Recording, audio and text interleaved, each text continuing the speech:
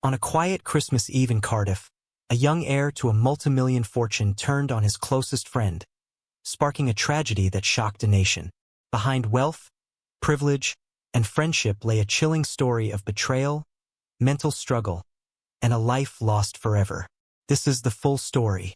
It was the evening before Christmas in Llandaff, a quiet and elegant suburb of Cardiff, where the sound of church bells mixed gently with the winter wind. The neighborhood, with its historic homes and softly glowing lights, carried an air of warmth and peace. Families were wrapping gifts, preparing dinners, and welcoming loved ones home. But at one house, hidden behind a calm exterior, something deeply unsettling was about to unfold. A story that would one day fill courtrooms, front pages, and hearts with disbelief. Dylan Thomas, at 24, was seen by many as someone who had everything a young man could hope for. He was the grandson of Sir Stanley Thomas, founder of the well-known Welsh food brand Peter's Pies, a family whose name was synonymous with success and wealth. Dylan had grown up with every comfort, educated at prestigious schools, and surrounded by opportunities. But beneath that privileged surface, there were signs of struggle that few could see. Friends had noticed subtle changes in his behavior, moments of confusion, mood swings, and quiet withdrawal. In the months before Christmas 2023, those moments had begun to grow more frequent, leaving those close to him unsure of what was really happening behind his calm smile. Among those closest to Dylan was William Bush, known to everyone as Will. At 23, Will was full of energy and kindness, someone who made others laugh and always seemed to find the good in people. The two had met years earlier at Christ College Brecon, a respected school where friendships often lasted a lifetime. Their bond had been easy and genuine. They shared interests, memories, and later decided to rent a house together in the peaceful neighborhood of Llandaff. To anyone who knew them, they were more like brothers than friends. Will had his own life plans taking shape. He had a steady job, a loving girlfriend named Ella, and dreams of moving in with her soon. His family described him as thoughtful and hardworking, someone who could light up a room with his humor. As Christmas approached, he looked forward to spending time with family, completely unaware that this festive season would never arrive for him. On the morning of December 24th, Dylan woke at his grandmother Sharon Burton's home, where he had spent the night. He seemed calm as he told her he planned to go back to his house to walk his dog, Bruce. There was nothing unusual in his tone, no hint of what was to come. Sharon offered him a ride, unaware that her grandson was quietly carrying a heavy and confused mind. When she dropped him off near the Llandaff house, the winter air was crisp and still. Dylan walked his dog along the familiar path, returning home shortly after. What happened inside those walls remains partly a mystery. What is known comes from evidence and the chilling aftermath that followed. Prosecutors would later describe how Dylan, at some point that morning, retrieved two knives, one a large kitchen knife, the other a smaller flick knife.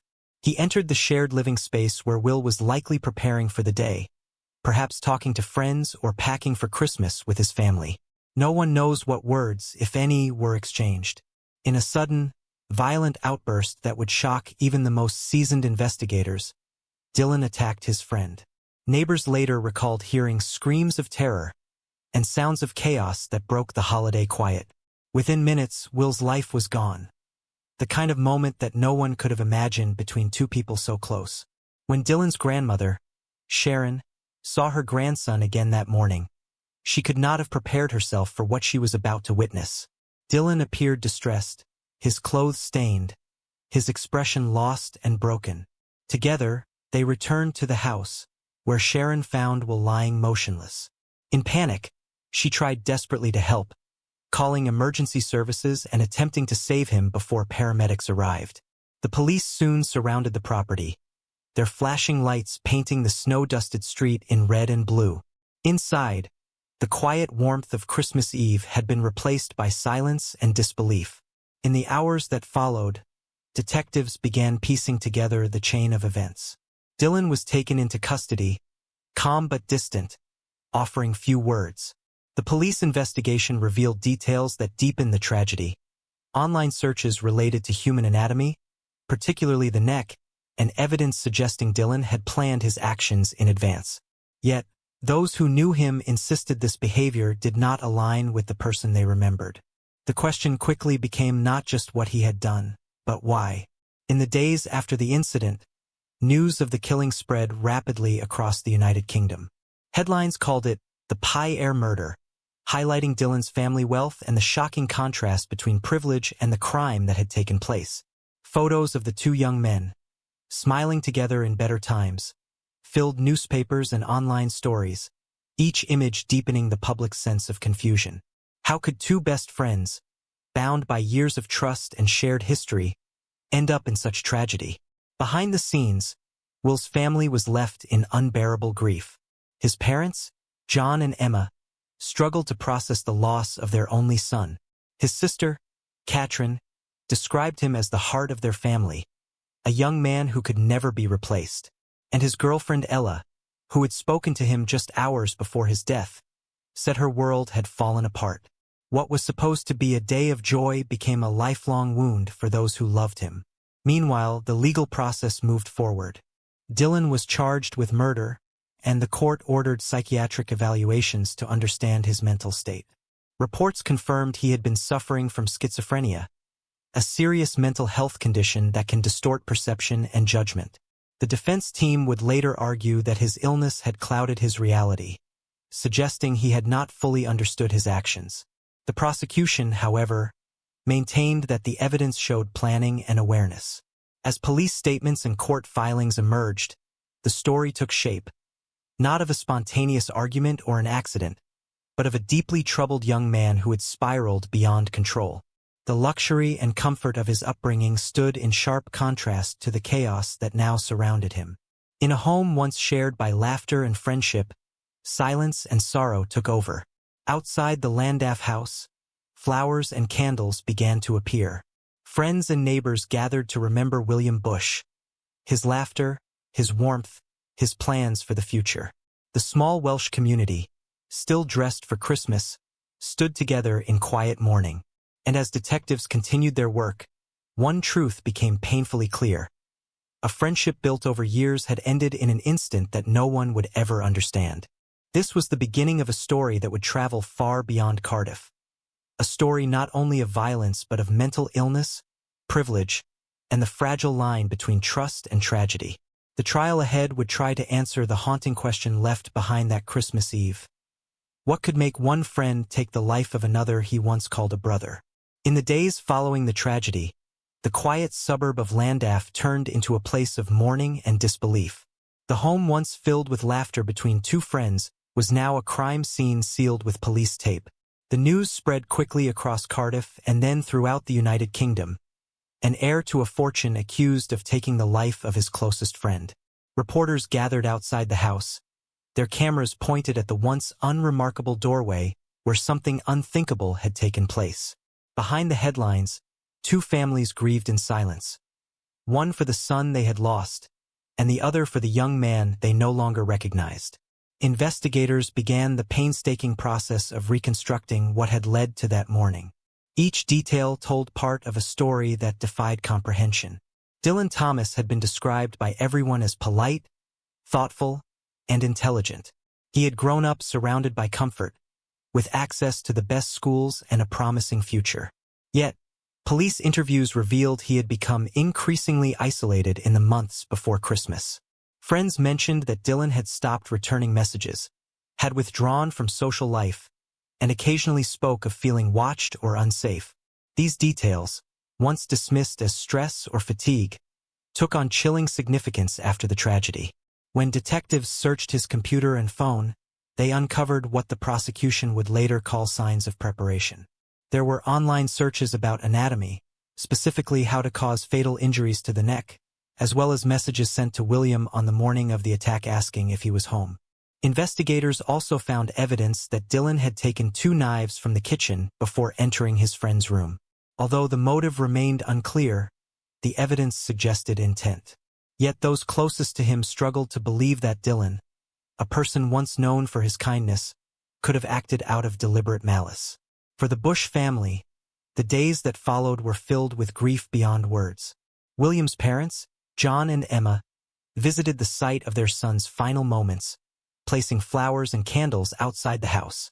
They described him as a young man full of compassion and humor, someone who made people feel at ease. His sister, Katrin, said her brother had been looking forward to Christmas dinner and a family trip planned for the following week. To her, it felt impossible that the person who had shared so many happy moments with Will had ended his life. "It wasn't just a loss," she later said in court. "It was an act that shattered our family forever." Meanwhile, Dylan's own family faced a different kind of anguish. His grandparents, Sir Stanley Thomas and Sharon Burton, stood by in disbelief.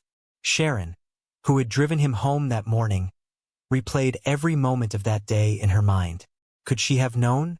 Could she have stopped it? Those questions would haunt her long after the investigation ended. The family, known for their business success and charitable donations, suddenly found themselves at the center of a media storm. Newspapers labeled Dylan the Pie Air Killer, focusing on his family's fortune as though it somehow explained the tragedy. Yet behind the sensational headlines were grandparents who were heartbroken, struggling to reconcile the grandson they loved with the man now facing a murder charge. The case soon moved toward trial. At its heart lay a complicated question.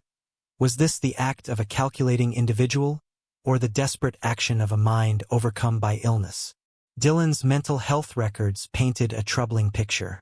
Psychiatric experts confirmed that he had been diagnosed with schizophrenia, a condition that can cause delusions and severe distortions of thought. Friends recalled that in the months before the incident, he had spoken of feeling detached from reality. He sometimes believed that people were plotting against him or that he was in danger. Yet, despite these warning signs, he continued to live independently, maintaining an outward image of control. When the case reached Cardiff Crown Court in late 2024, it drew nationwide attention. Cameras waited outside each morning, capturing every glimpse of the defendant as he was led into the courtroom. Inside, the atmosphere was heavy and solemn. Members of both families sat only feet apart, separated by grief, disbelief, and years of shared memories. The prosecution, led by the Crown Prosecution Service, presented a carefully constructed narrative. They argued that Dylan had acted with clear intent, that his online searches and the carrying of 2 knives showed preparation. They described the attack as sustained and deliberate, stating that even though Dylan had a mental health condition, he still understood his actions. The defense, however, painted a different picture. They argued that Dylan's mind had been clouded by psychosis, that he was living in a world detached from reality.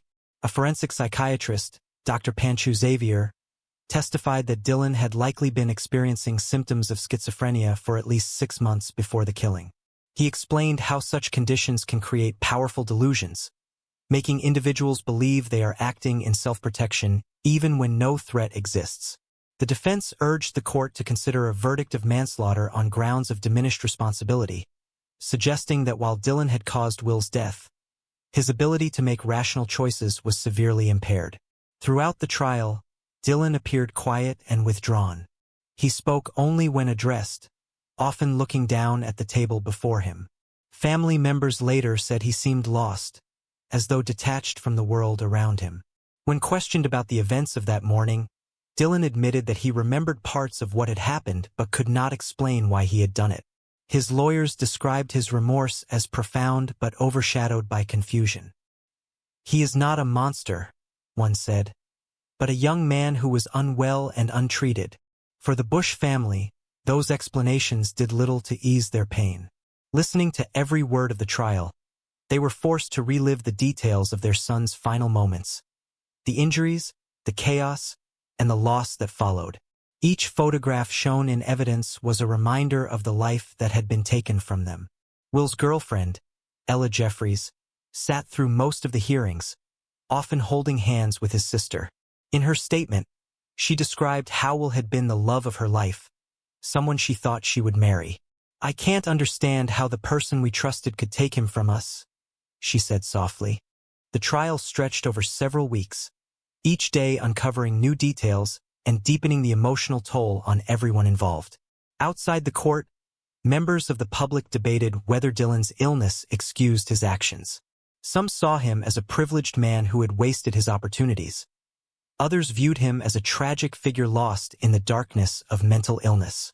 The media attention only added to the complexity. The contrast between wealth and tragedy made for powerful headlines, but it also risked overshadowing the human suffering at the center of the story. As the closing arguments approached, the tension in the courtroom grew. The prosecution urged the jury to focus on the evidence, the planning, the searches, the deliberate nature of the attack. The defense pleaded for compassion, reminding them that Dylan's illness was real and debilitating. When the jury finally withdrew to deliberate, both families sat in silence. Hours later, they returned with their verdict: guilty of murder. The room fell still. Dylan's family wept quietly, while Will's family held each other tightly. After nearly a year of questions, the answer had come, but it brought no relief.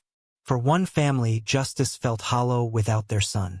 For the other, the verdict marked the loss of a loved one in a different way. Not through death, but through the life sentence of a young man who could never undo what he had done. As the judge prepared to deliver the sentence, the courtroom prepared for another moment that would be remembered long after the cameras were gone.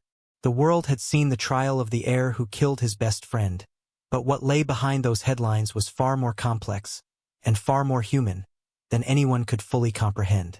The final day of sentencing arrived under a cold, overcast sky in Cardiff. Outside the Crown Court, cameras lined the entrance, their lenses focused on the building where so many emotions had unfolded over the past months. Reporters stood in place, speaking quietly into microphones. Their words carried live across the nation. Inside, the atmosphere was tense but solemn. The moment of judgment had come for Dylan Thomas, the young heir whose name had filled newspaper headlines and whose actions had left two families changed forever. When Dylan was led into the courtroom, dressed in a plain suit, he appeared fragile and distant, his expression calm but empty. His grandparents, Sir Stanley Thomas and Sharon Burton, sat quietly at the back, holding hands and avoiding the cameras. Just a few seats away sat the family of William Bush, his parents, his sister, and his girlfriend, all of them carrying an invisible weight that words could never fully describe. The sound of footsteps, the shuffle of papers, the clearing of a throat. Every noise seemed amplified in the silent courtroom. The judge began by reviewing the details of the case, carefully recounting the evidence and the arguments presented by both sides. He acknowledged the complexity of Dylan's mental state, emphasizing that while the young man's mind had been troubled, the actions on that morning were deliberate and irreversible. The judge's tone was steady, professional, but each word carried the gravity of the moment. He spoke of the trust that had existed between Dylan and William, two friends who had shared countless moments together, from childhood laughter to adult dreams, and how that trust had been broken in an instant. When the sentence was finally pronounced, life imprisonment with a minimum term of 18 years, the courtroom remained silent. The Bush family held each other, tears streaming quietly. Dylan's grandmother wept openly, her head bowed in sorrow. Dylan himself stood motionless, as though trying to absorb the weight of what had just been said. There were no outbursts, no dramatic gestures, just a stillness that filled the room, the kind that follows when something deeply final has occurred. As he was led away, Dylan turned briefly toward his grandparents. Sharon nodded, her eyes filled with tears but also with a silent message of love. A final moment of connection before he disappeared from view. The sound of the door closing behind him echoed softly, marking the end of one chapter and the beginning of a long, uncertain one. In the days that followed, the public reaction was divided. Some saw the sentence as just believing it brought closure to a horrific event. Others felt sympathy for Dylan, pointing to his untreated illness and the failure of systems that might have helped him before it was too late. Mental health experts spoke in interviews, using the case to highlight how serious conditions like schizophrenia can go unnoticed or misunderstood, even in families with resources and support. They reminded the public that behind every tragic story lies a chain of missed chances. Small signs, unspoken worries, and moments where help might have made a difference. The Bush family, though comforted by the conclusion of the trial, found little relief in the verdict. For them, justice could never replace the warmth and laughter of the son and brother they had lost. William's parents chose to speak publicly only once, through a short statement outside the court. His father said softly, "We have our answer, but our hearts will never be whole again. Will was a light in our lives. Nothing will change that."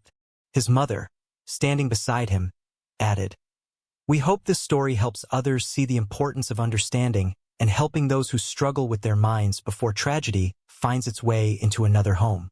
For Dylan's family, the sentence was equally heartbreaking. His grandmother, Sharon Burton, spoke to a journalist weeks later, describing Dylan as a gentle soul who lost his way. She said they would continue to visit him in prison and ensure he received the treatment he needed. "This isn't the Dylan we knew," she said quietly. "Something took hold of him, something we didn't understand in time." Her words reflected not only her grief, but also the confusion that surrounded the entire tragedy. How a boy who had once shown such promise could fall so deeply into darkness without anyone fully realizing it. As months passed, the story faded from the front pages, replaced by newer headlines and different events. But in Llandaff, the memories lingered. Neighbors still spoke of the two young men who had once walked those quiet streets together, laughing and planning their futures. The house where it happened remained closed for a long time, a silent reminder of everything that had been lost inside its walls. Flowers continued to appear near the gate, sometimes from strangers, sometimes from those who had known the families. In Cardiff, a small memorial event was held at a local community hall on the anniversary of William's death. Friends and family gathered to share memories, photos, and moments of silence. His sister, Katrin, spoke to the crowd, her voice steady but filled with emotion. "We can't change what happened," she said, "but we can remember the love we'll brought into our lives, and we can keep it alive by being kinder, by paying attention to those who are struggling." Her words drew quiet nods from the audience, each person reflecting on how tragedy often reveals not just pain, but also the fragility of human connection. Meanwhile, Dylan began his life in custody. Reports from those close to the family suggested that he was receiving treatment for his mental illness and that, over time, he began to show clearer understanding of what he had done. He expressed deep remorse in letters sent to his grandparents, writing that he could never forgive himself and that not a day passed without thinking of William and his family. In one letter, he wrote, "I don't remember all of it, but I know I took away a good person. I wish I could go back and change everything." For his family, those words brought little comfort, but they held on to them as a sign that somewhere inside, the boy they loved still existed. As the story gradually moved from news reports to documentaries and thoughtful discussions, it began to take on a broader meaning. It became more than just a tragedy about wealth, privilege, or violence. It became a reflection on friendship, trust, and the invisible battles people fight within their minds. Journalists and filmmakers who covered the case often described it as a story without villains, only victims of circumstance and silence. It was a reminder that even in families where opportunities seem endless, emotional pain can go unnoticed until it turns to catastrophe. By the end of the first year after the sentencing, both families had chosen to live quietly, away from publicity. They declined further interviews, focusing instead on healing in private. The world moved on, but those who knew Will and Dylan continued to carry the memories with them. The laughter, the long conversations, the shared dreams that had once seemed unbreakable. In a way, their story became a silent plea, a message to look deeper, to listen harder, and to take the struggles of the mind as seriously as any other illness. The tragedy of William Bush and Dylan Thomas was not only about a life lost but also about the warning it carried. That pain left unspoken can destroy even the most unshakable bonds. And so, as the quiet streets of Llandaff returned to normal and the cameras disappeared, what remained were two families forever linked by loss. One mourning a beloved son, and the other holding on to the faint hope that understanding and forgiveness might someday bring peace to hearts still aching from a moment that changed everything. A friendship born in faith turns into a shocking tale of deception and greed. When a kind-hearted woman mysteriously vanishes, hidden motives begin to surface. What seemed like trust becomes tragedy, and behind every calm smile lies a secret. This is the true story of Deborah Mee Kun Chong. In the peaceful neighborhoods of North London, Few could have imagined that a story of trust and betrayal was quietly unfolding between two women who met through faith. Deborah Mi Kun Chong was known among her church friends as a gentle, eccentric soul. Born in Malaysia and settled in the United Kingdom for over 3 decades, she spent her days attending services, helping newcomers to the congregation, and writing long letters filled with spiritual reflections. To many, she was kind and deeply devoted. She lived alone in her Wembley home, surrounded by mementos of her travels and her unwavering belief that kindness always returned to those who gave it. But even Deborah, with all her faith and warmth, could not foresee that one of the people she welcomed into her life with open arms would ultimately bring her harm. Among those who crossed paths with her was Gemma Mitchell, a woman who at first glance appeared calm, polite, and intelligent. A graduate of Cambridge University, Gemma had once studied human anatomy and worked in the field of osteopathy. She lived in a large Victorian house in Willesden with her elderly mother, a home that carried echoes of a once prosperous past, but now stood in disrepair. Gemma's neighbors described her as private, sometimes distant, but never someone who would draw suspicion. Yet behind the neat appearance and quiet manners, Gemma's life was shadowed by disappointment and financial strain. The grand home she longed to restore had become a burden, and her dreams of reclaiming a life of comfort were fading fast. Deborah and Gemma met through church events, where both found a shared interest in faith and spiritual healing. Deborah, who occasionally struggled with her mental health, saw Gemma as someone educated and trustworthy. They spoke about personal matters, about faith, and even about helping each other in practical ways. Gemma, on the other hand, saw in Deborah a woman who had both the means and the kindness that could solve her own financial worries. Over time, Deborah mentioned she might help Gemma with money for repairs to her family home. It was a generous offer, one that could change Gemma's life. But generosity is fragile when it meets desperation. When Deborah later withdrew the offer, deciding she could no longer provide the financial support, it left Gemma feeling bitter and rejected. From that moment, something dark began to take root in Gemma's thoughts. Those who knew her said she was a perfectionist, methodical and patient. Her background in anatomy had given her a clinical understanding of the human body, and her need for control over every aspect of her life grew more intense as her debts piled up. To her, Deborah's change of mind wasn't just a lost opportunity. It felt like an insult to her plans, her home, and her pride. Yet outwardly, she remained calm. She continued to visit Deborah and spoke as if their friendship was intact. To those around them, nothing seemed unusual. In June 2021, London was warm, with long days and quiet evenings. Deborah had told friends she was looking forward to summer trips and had been writing cheerful letters about her faith. But on June 11th, something changed. That morning, Gemma packed a blue suitcase and set off from her home. CCTV cameras later captured her walking through the streets with that same suitcase. Empty as she arrived, but later appearing heavy when she left. Police would later piece together these movements, but at that moment, no one suspected that a meeting between two friends would mark the beginning of a tragedy. What happened behind closed doors that day in Deborah's Wembley home remains partly unknown, but investigators later concluded that it was there that Deborah lost her life. Neighbors heard nothing out of the ordinary. There were no loud sounds, no visible commotion. But by evening, Deborah's phone went silent.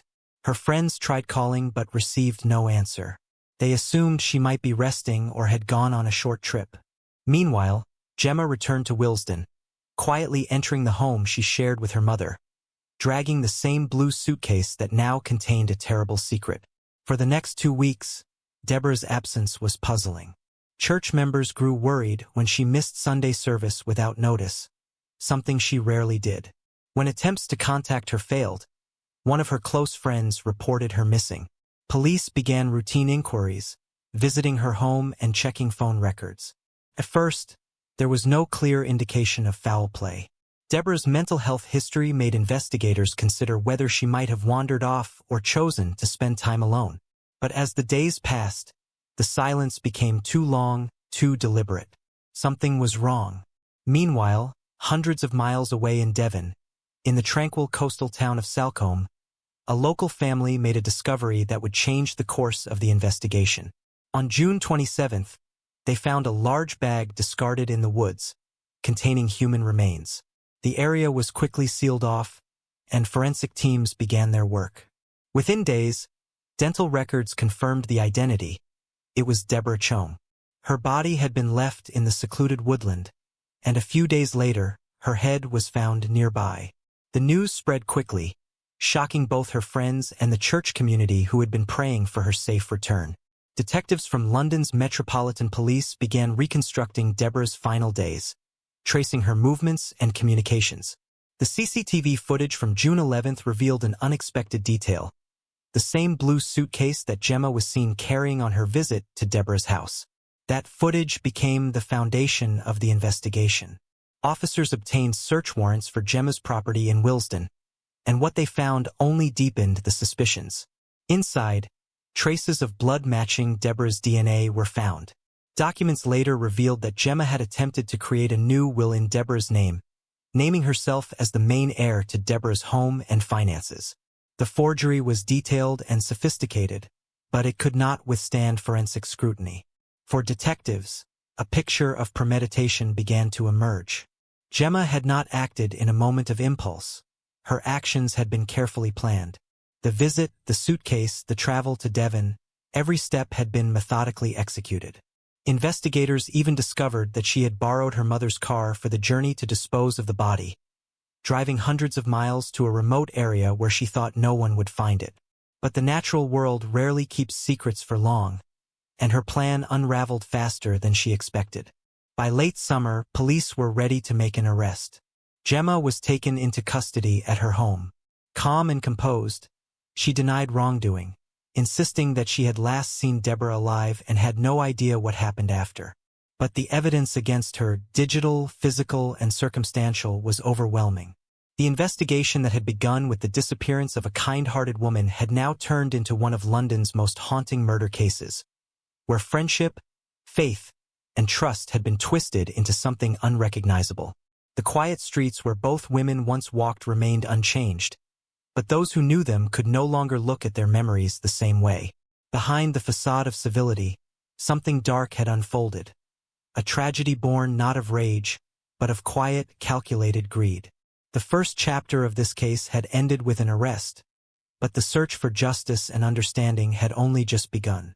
The arrest of Gemma Mitchell marked a turning point in the investigation, yet detectives knew that the path to justice required careful, patient work. The story that had begun with Deborah Chong's disappearance was now unfolding into a web of deceit and manipulation. As investigators pieced together her final days, the contrast between the two women's lives grew increasingly clear. Deborah had been a woman of faith and kindness, while Gemma, behind her calm demeanor, carried ambitions and pressures that quietly shaped her actions. To those who knew them both, it was unthinkable that one could harm the other. But as the evidence emerged, a picture of calculated intent began to take shape, one that reflected not sudden anger, but a cold determination to gain control over another person's fortune. Detectives at the Metropolitan Police focused first on understanding the relationship between the two women. They spoke with members of their church community, neighbors, and friends who recalled seeing them together in recent months. Many described their friendship as unusual. Deborah, in her late 60s, saw Gemma as a spiritual guide and intellectual companion, while Gemma often spoke of Deborah as generous and kind-hearted. But others sensed that the connection had recently grown tense. One church member recalled hearing Deborah mention that she felt pressured to give financial help, though she never explained in detail. That brief remark, made weeks before her disappearance, would later echo through the courtroom. Meanwhile, forensic experts continued their work at Gemma's home in Willesden. Every corner of the house was examined, every trace of evidence documented with precision. In the hallway, small specks of blood invisible to the naked eye were found and later matched to Deborah's DNA. Detectives also recovered a series of handwritten notes and a document that appeared to be a will. At first glance, it looked official. It bore Deborah's signature and dated entries, leaving most of her estate to Gemma. But forensic handwriting analysts quickly discovered inconsistencies. The strokes, spacing, and pressure did not match Deborah's authentic writing samples. It was a carefully crafted forgery, but one that lacked the human familiarity of Deborah's genuine letters. The case was further strengthened by the digital trail. CCTV cameras across London captured Gemma's movements in the days surrounding Deborah's death. The footage was crucial. A silent witness that recorded her traveling with the blue suitcase, first to Deborah's home, then returning with it heavier, and finally, a week later, driving toward the Devon coast. Investigators used advanced digital reconstruction to connect each piece of footage, creating a timeline that illustrated the precision of Gemma's actions. It became one of the first cases in the UK to rely heavily on a full-scale visual reconstruction, showing how technology could breathe life into the movements that human eyes might miss. Throughout the investigation, Gemma remained composed. When questioned by police, she maintained that she had last seen Deborah alive and that any forged document must have been created by someone else. Her tone was calm, her answers measured. Yet, her lack of visible emotion unsettled investigators. They knew from experience that guilt rarely shows in one form. Sometimes, it hides behind stillness and self-control. While Gemma's words denied involvement, the evidence surrounding her spoke a different truth. When Deborah's autopsy results arrived, they revealed the physical reality of what had happened. The injuries suggested a deliberate act that required strength and control, carried out with precision. Forensic experts could not determine the exact sequence of events, but it was clear that Deborah had been taken by surprise. This was not a crime of chance, but one that bore the hallmarks of planning. That knowledge made the tragedy even more difficult for Deborah's friends to bear. They remembered her as a woman who opened her home to others, never imagining harm could come from her kindness. The police presented their findings to the Crown Prosecution Service, and soon after, Gemma Mitchell was charged with murder. Her trial would take place at the Old Bailey, one of the most renowned courts in the United Kingdom, where some of the country's most significant criminal cases have been heard. As the date approached, the story began to capture public attention.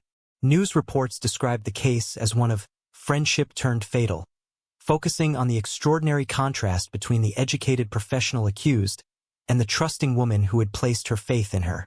The community in Wembley, where Deborah lived, held small memorial gatherings in her honor.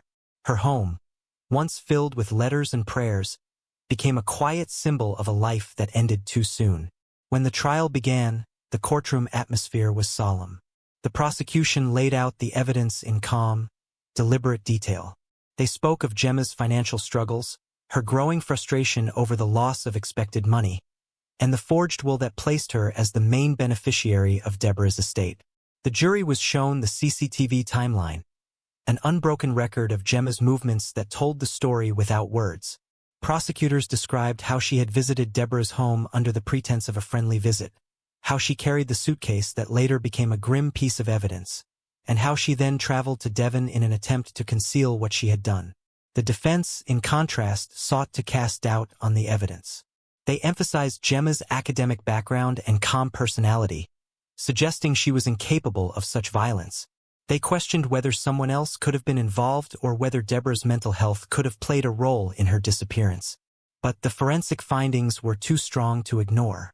The DNA traces, the forged documents, the CCTV reconstruction, and the carefully documented timeline left little room for alternative explanations. Throughout the proceedings, Gemma sat quietly, her expressions rarely changing. Observers described her as composed and distant, listening to the details of her own actions without visible reaction. The jury listened carefully to both sides, aware of the complexity of human behavior behind every crime. For many, what stood out was not just the evidence, but the motive, a quiet, persistent desire for financial gain that grew into something far beyond reason. As the trial progressed, the emotional toll on Deborah's friends became evident. They attended each hearing, often sitting together in silent solidarity. One of them, a close church friend, later said that hearing the details in court felt like reliving the pain again and again. Yet, they remained determined to honor Deborah's memory, to show that she was more than just a name in a case file. She was a person who gave freely, who trusted people easily, and who deserved to be remembered for her warmth, not the tragedy that ended her life. By the time both sides rested their arguments, the weight of evidence was clear. The jury withdrew to deliberate, taking with them not only documents and photos but also the human story of a friendship that had gone tragically wrong. Outside the court, journalists waited quietly, cameras ready to capture the moment justice would be served. London, a city that had seen countless stories of crime and compassion, was once again reminded that evil does not always appear in dramatic form. Sometimes, it hides behind intellect, courtesy, and a calm smile. When the verdict was finally delivered, the courtroom fell silent. Gemma Mitchell was found guilty of murder. There were no outbursts, no visible emotion. Only the quiet understanding that a life had been taken, and another forever changed. As she was led away, those who had known Deborah whispered prayers for peace, believing that at last, the truth had been spoken. The story, however, was not yet over. The sentencing and aftermath would reveal how deeply this tragedy had touched everyone it reached, from family and friends to a community that had lost one of its kindest souls. When the guilty verdict was announced, the courtroom sat in heavy silence. For the family and friends of Deborah Mi Kun Chong, it was a moment of both grief and relief, the end of a long and painful journey toward justice. Gemma Mitchell, once seen as a polite and well-educated woman, now stood convicted of murder, her calm exterior hiding the choices that had led to a tragedy few could comprehend. The judge, in his closing remarks, described her actions as deliberate and motivated by personal gain, emphasizing how she had planned each step carefully in pursuit of financial benefit. In October 2022, she was sentenced to life imprisonment, with a minimum term of 34 years before she would be eligible for release. For many, the sentence brought closure, though no punishment could ever restore the life that had been lost. In the weeks following the verdict, the story of Deborah Chong's murder continued to be discussed across the country. Documentaries, news programs, and community forums revisited the events that had begun with what seemed like a simple friendship. It was not the kind of case built around anger or sudden conflict, but one defined by quiet deception and hidden intention. That contrast between the appearance of kindness and the reality of greed was what made the case both haunting and deeply human. People who had known Gemma spoke of their disbelief, struggling to connect the composed woman they once met with the one described in court. Those who had known Deborah reflected on her generosity, often saying that her trust in others was both her greatest strength and her greatest vulnerability. At Deborah's church, candles were lit in her memory. Friends gathered to share stories of her kindness, how she often wrote thoughtful notes to people who were struggling, how she offered small gifts and advice, and how she believed that faith could guide even the most troubled soul. The service was filled with gentle hymns and words of comfort, focusing on the idea that compassion remains meaningful even when it leads to pain. Her spirit, one of the ministers said, was one of giving, and that cannot be taken away. These moments of remembrance brought quiet healing to those who had loved her, reminding them that her life would not be defined solely by the crime that ended it. Meanwhile, investigators and legal experts reflected on the case as an example of modern detective work. The use of digital reconstruction technology, combining CCTV footage from multiple locations to form a visual timeline, had been groundbreaking. It allowed jurors to see the sequence of events unfold as if in real time, turning small fragments of evidence into a coherent narrative. Detectives later said that this approach could change how complex investigations are presented in future trials. Beyond the technical achievement, however, what stood out was the dedication of those who worked tirelessly to uncover the truth. From forensic teams to analysts and community officers, every detail mattered. The case demonstrated how persistence and attention to evidence can reveal the truth even when the facts are clouded by careful planning. For Gemma Mitchell, her conviction marked the end of a double life. The woman who once spoke about healing and wellness was now known for manipulation and forgery. Her background, a Cambridge education, a quiet home shared with her elderly mother, and an apparent respectability, had made the crime particularly shocking. Psychologists who observed the trial suggested that her actions reflected not sudden loss of control but a deep sense of entitlement and detachment from empathy. She had believed, for a time, that her intelligence and composure could shield her from suspicion. But in the end, it was that same calmness, recorded in the CCTV footage and captured in her unchanging demeanor, that painted a picture of deliberate intent. During sentencing, The judge noted that Gemma's decision to forge a will and attempt to inherit Deborah's estate showed a disregard for honesty and humanity. He spoke not with anger, but with a tone of disappointment, as though the tragedy lay not only in the loss of life but in the waste of potential. For the legal system, this case became a lesson in how greed, when combined with opportunity and calculation, can quietly turn trust into tragedy. Deborah's story reached beyond the courtroom. In Malaysia, where she had grown up before moving to the UK, local media reported on the case with sympathy and sorrow. Friends from her earlier years shared memories of her kindness, describing her as gentle, curious, and full of faith. Letters she had written to relatives were rediscovered, many of them filled with hopeful words about her life in London. Reading them, her family said, brought a mixture of pride and sadness. Pride in the woman she became, and sadness in how her trusting nature had been misused. As the months passed, the public's focus gradually shifted, but for those closest to Deborah, the loss remained deeply personal. They often spoke about her laughter, her generosity, and her belief that good intentions could change people. Some found comfort in knowing that her case had inspired others to be more cautious but also more compassionate. A reminder that kindness should continue, even when the world sometimes betrays it. In the community where she once lived, a small plaque was later placed near her home, dedicated to her memory. It read simply, "In remembrance of Deborah Chong, whose kindness touched many hearts." For investigators and legal professionals, the case continued to serve as a reference point for training and discussion.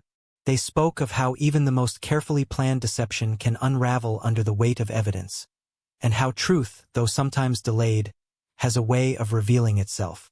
The collaboration between technology and traditional detective work in this case became an example of modern policing done with both precision and compassion. Officers involved in the investigation later shared that it was one of the most complex yet meaningful cases of their careers, not just because of its difficulty, but because of the person at the heart of it, a woman who had simply believed in goodness. As time went on, Gemma Mitchell remained in prison, serving her sentence quietly. Little was heard from her after the trial. Her mother continued to live a private life, rarely speaking about the events that had unfolded. Reporters who attempted to reach her were met with polite refusals. It was as though both women had retreated into silence, one in confinement, the other in solitude.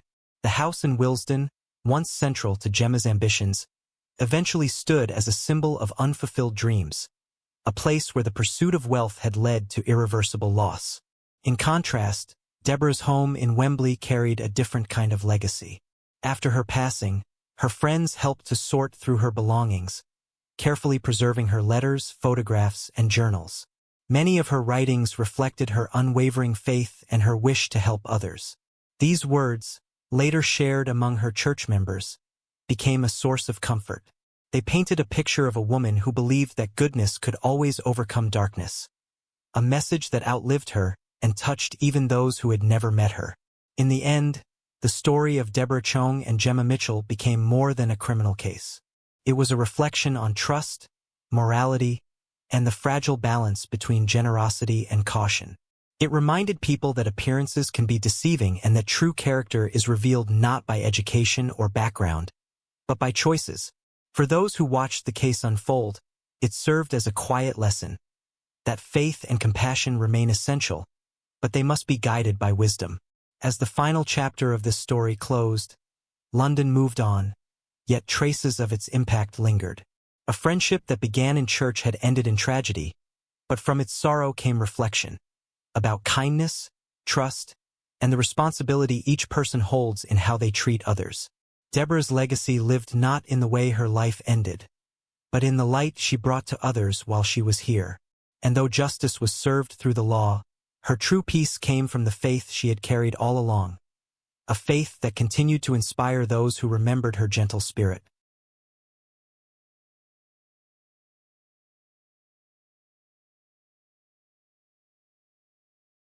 In the icy calm of Alaska, a friendship built on trust turned into a chilling web of lies and betrayal.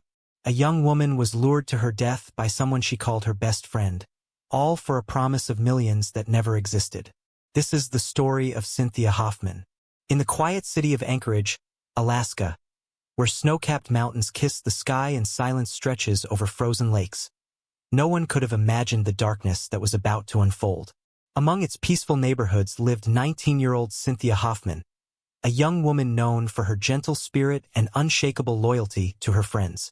Those who knew Cynthia described her as kind, trusting, and always eager to help. She had a learning disability that sometimes made her see the world with innocent eyes, and perhaps that innocence made her heart even purer. For Cynthia, friendship was everything. She valued people deeply, and at the center of her small world stood one name she trusted most: Denali Bremer. Denali, just 18 years old, had been a close friend of Cynthia for several years. They laughed together, took photos, shared secrets, and spent hours talking about dreams and future plans. To Cynthia, Denali wasn't just a friend. She was almost like a sister. But what Cynthia didn't know was that behind that friendly smile, a storm was brewing. A storm fed by deception, manipulation, and greed that would soon tear her world apart. Denali's life had taken a strange turn months earlier when she began talking online with someone who called himself Tyler.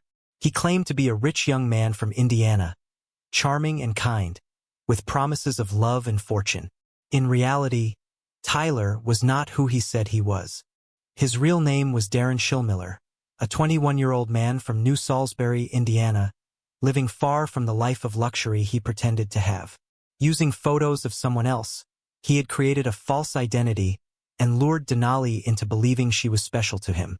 Over time, their online bond grew stronger. Darren, posing as Tyler, began to manipulate Denali emotionally, telling her stories about money, trust, and loyalty. He made her believe she could have everything: love, wealth, even adventure, if she would only prove her devotion to him.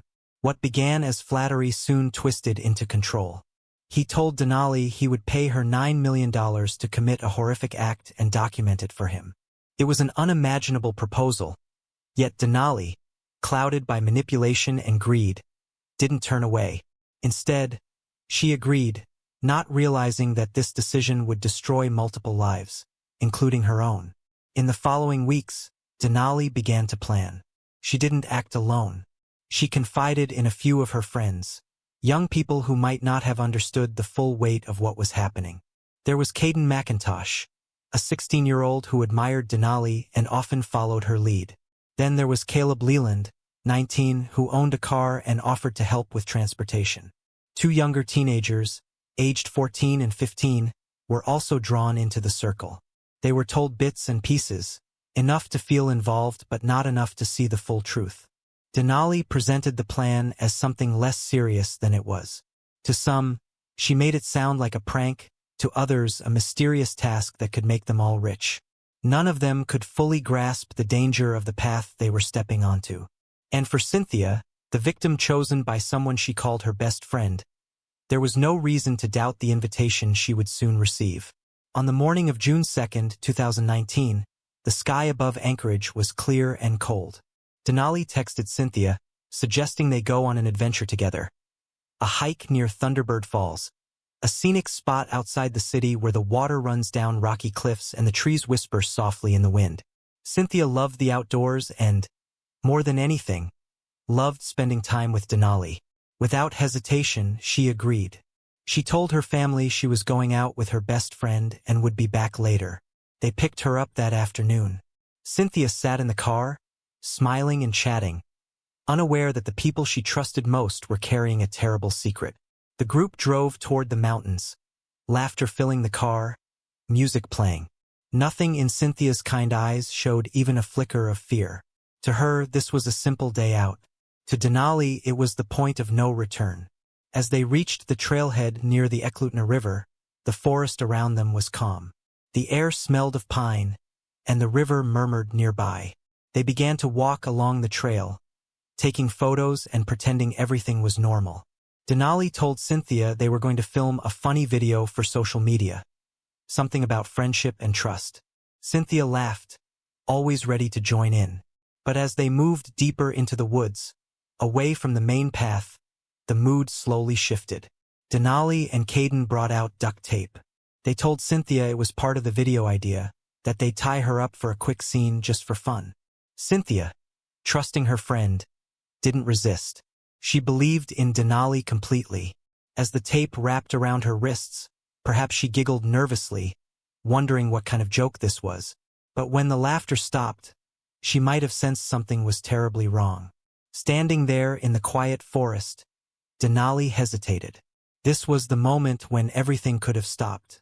She could have untied her friend, thrown away the phone, and ended the nightmare before it began. But instead, under the influence of Schillmiller's manipulation and the imagined promise of millions, she nodded to Caden.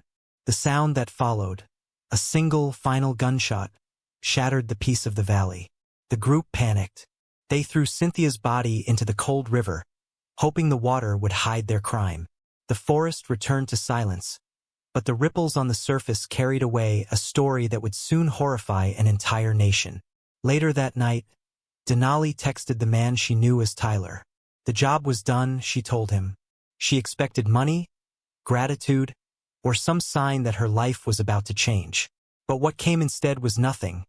No payment, no comfort, no reward.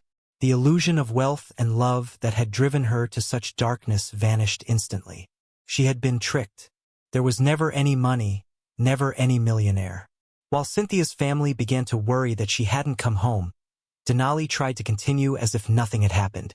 But guilt has a way of showing itself, and lies have a way of unraveling. Within 2 days, police would find Cynthia's body, and the truth that followed would be far more shocking than anyone could have imagined. The tragedy that started with an online friendship had now turned into a crime that would leave lasting scars on everyone involved. Anchorage, a city that had always felt safe and quiet, was about to wake up to headlines that sounded unreal. A 19-year-old girl, murdered by the person she trusted most, because of a lie spun through the internet. A lie worth $9 million that never existed. As the investigation began, it would reveal a web of digital messages, manipulation, and betrayal so strange that even experienced detectives struggled to comprehend it. But for Cynthia's family, none of that mattered. All they wanted was their daughter back, a daughter whose kindness was taken advantage of, whose trust was broken in the cruelest way possible. And in the end, her story would serve as a reminder of how easily innocence can be stolen when deception hides behind the screen.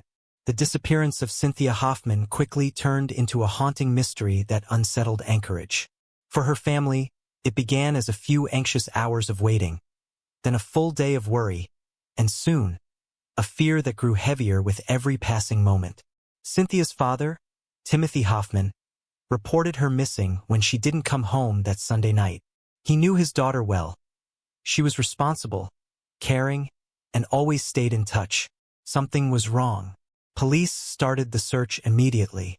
The area near Thunderbird Falls was vast but quiet, surrounded by woods and steep terrain. As officers and volunteers combed the area, they held on to hope that maybe Cynthia had wandered off the trail, that perhaps she'd fallen and needed help. But deep down there was a growing unease. Nothing about her disappearance made sense. She had gone out with her best friend, someone her family knew and trusted.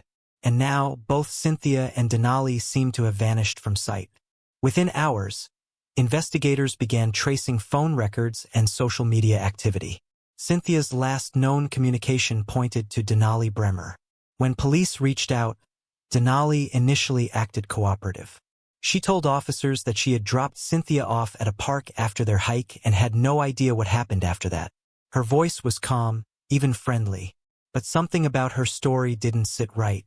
Her timeline was inconsistent, and her messages from that day hinted at missing pieces.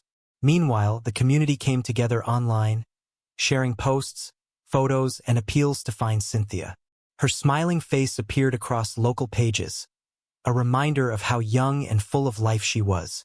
For those who knew her, it was unbearable to think that she might be in danger. 2 days later, on June 4, 2019, the search came to a heartbreaking end. Near the Eklutner River, just off a remote trail, police discovered a body. It was Cynthia Hoffman. Her wrists and ankles were bound with duct tape. The stillness of the river contrasted painfully with the horror of what had happened there. When news reached her family, grief filled the air like heavy fog. Anchorage was silent that night, as if the entire city mourned a girl whose kindness had been betrayed. As investigators pieced together evidence, attention turned sharply toward Denali. Her social media accounts were filled with activity, too much for someone whose best friend had just gone missing. She posted photos, chatted with friends, and even appeared strangely casual online. That inconsistency made detectives dig deeper. Soon, what they uncovered would unravel one of the most disturbing digital trails in Alaskan history. While examining Denali's phone, police discovered a series of messages between her and a man named Tyler, later identified as Darren Schillmiller. At first, the texts looked like normal conversations, playful, affectionate, full of promises. But as they read further, the messages took a dark turn. There were discussions about harming someone, requests for videos and photos, and repeated mentions of payment. Schillmiller had promised Denali $9 million if she carried out a crime and sent him proof. Every word was documented. When confronted, Denali tried to deny involvement. But as investigators continued to question her, her story began to crumble. Under pressure, she admitted that she had been manipulated by a man she met online. She confessed that there was no millionaire named Tyler, only Darren Schillmiller, a man who had lied to her about everything. It was then that Denali revealed the unthinkable. She and her friends had taken Cynthia to the river that day, and Cynthia had been killed. Her confession shocked even the most seasoned detectives. The story was almost too surreal to believe. A young woman convinced by an online stranger to harm her closest friend in exchange for money that didn't exist. Denali said she thought she would finally become rich, that she could change her life. But all of it was built on lies. With Denali's confession, the investigation widened. Police soon arrested Caden McIntosh, Caleb Leland, and two younger teens who had been part of the plan. Each one played a different role, but the weight of their involvement varied. Caden, only 16, had been the one to pull the trigger, though he later told officers he didn't fully understand what he was doing. Caleb, who lent his car, said he thought it was only going to be a prank. The younger teens were frightened and confused when questioned, their stories incomplete and hesitant. As the truth came to light, the sense of betrayal deepened. Cynthia's family could hardly comprehend how someone she trusted so completely could have turned against her. Her father spoke through tears during interviews, saying that Cynthia never hurt anyone and didn't deserve such cruelty. His grief reflected that of many parents watching the case unfold, a reminder of how vulnerable young people can be in the hands of manipulation and deceit. Meanwhile, authorities in Indiana arrested Darren Schillmiller. The man behind the screen, the one who had orchestrated everything from hundreds of miles away, was not a millionaire, not even close. He was a 21-year-old living an ordinary life, spending his time online creating fake identities to control and exploit others. Investigators found that he had a pattern of targeting young women, persuading them to send disturbing images or perform harmful acts. For him, it was a twisted form of entertainment and control. When detectives pieced together the timeline, they realized that Schillmiller had instructed Denali step by step, guiding her through the plan like a director behind the scenes.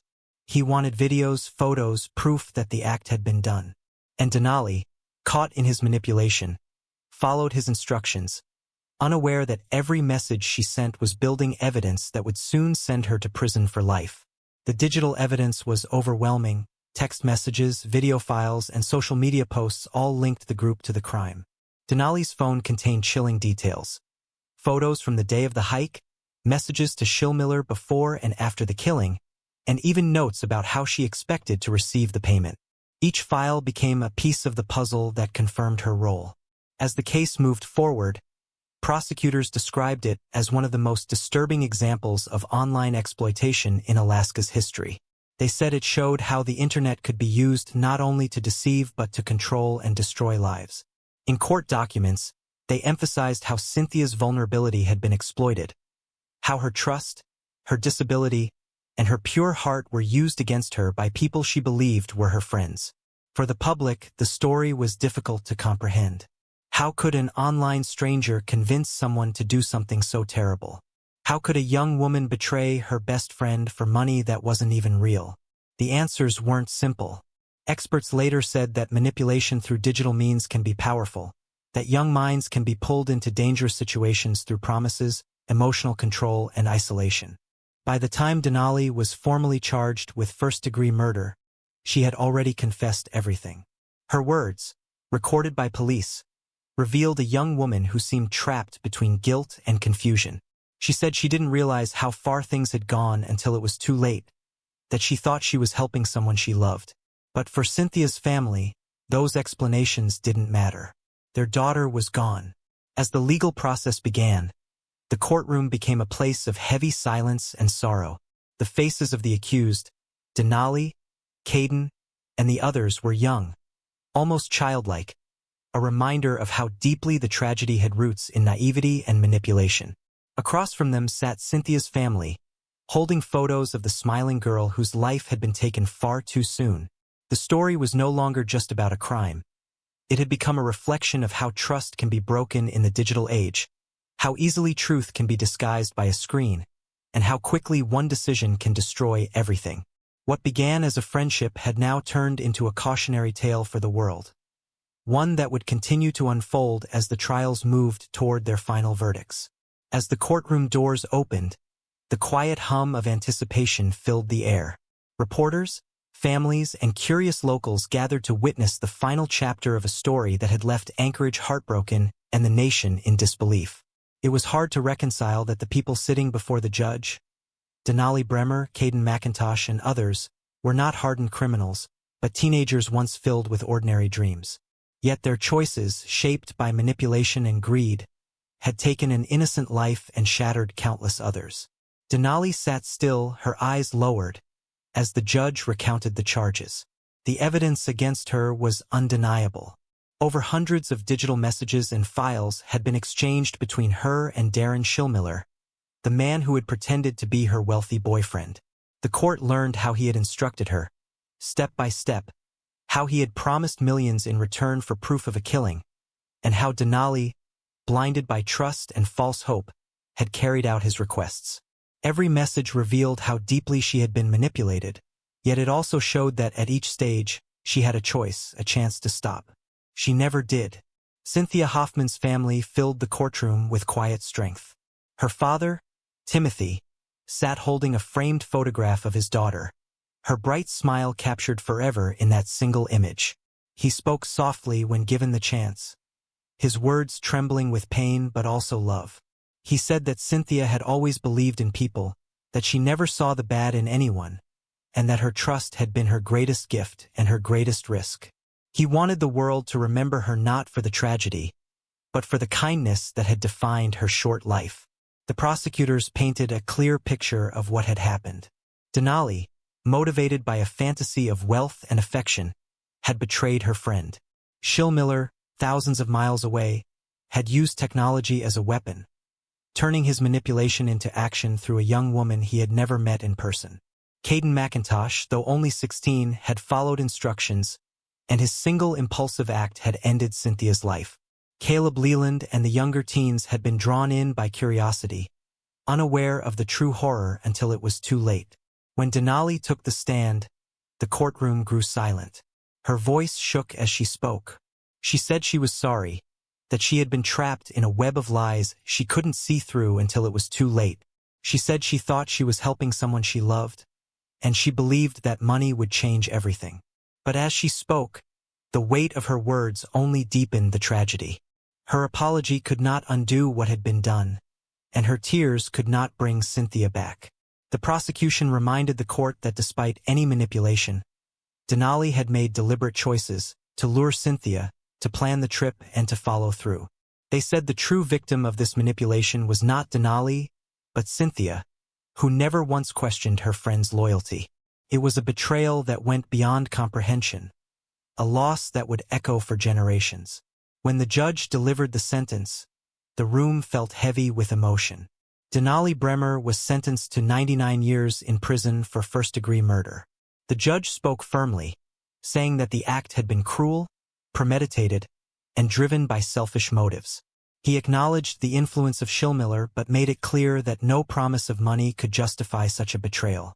As Denali was led away, Her eyes were filled with regret, but the reality of her choices was now permanent.